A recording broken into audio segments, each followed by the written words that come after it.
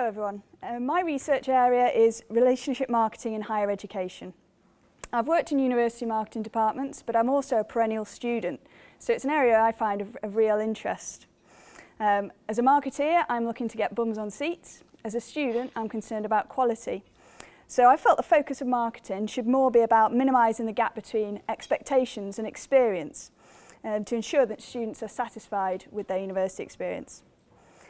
So with a focus on the English undergraduate market, I began my research in 2011, as I thought the 2012 fee hike would provide an interesting context. Ultimately, I'm looking to develop a model for the allocation of marketing resource across the student life cycle, with a focus on building relationships. So initially, I found there was a gap in the literature, and I was also struggling to narrow the focus of my study down, so I decided to do a pilot study.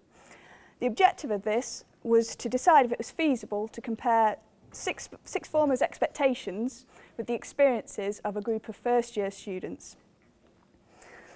I did a mixture of surveys and focus groups. So with the focus groups, it was with a group of sixth formers, and it was to try and get to the heart of what motivated those participants to choose a particular course or university. With the surveys, I tried to get an overview of the shared experience of students based at University of Derby's Buxton campus. So in terms of findings, looking at the blue half of the student, key findings were that the higher fees were not a barrier for students wanting to go to university. They very much had the attitude that they were going to get into a load of debt going to uni, so it didn't really matter what the level of that debt was. The level of fees universities were charging was quite interesting in terms of perceptions though, because it was perceived as higher quality the higher level of fees you're charging.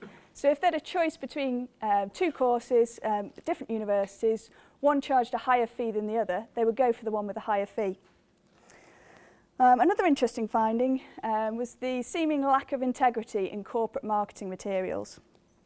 In general, they wanted to have more access to academics and unbiased students in terms of their decision making. But ultimately, their decisions came down to some kind of unquantifiable gut reaction.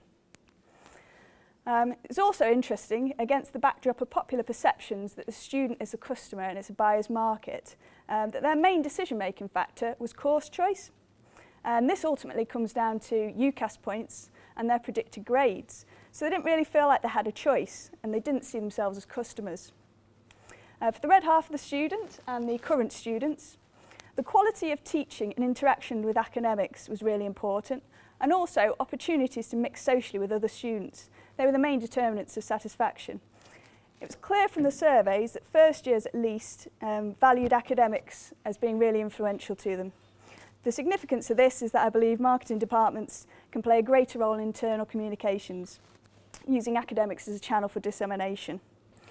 So in summary, higher education is a unique product operating in a unique environment.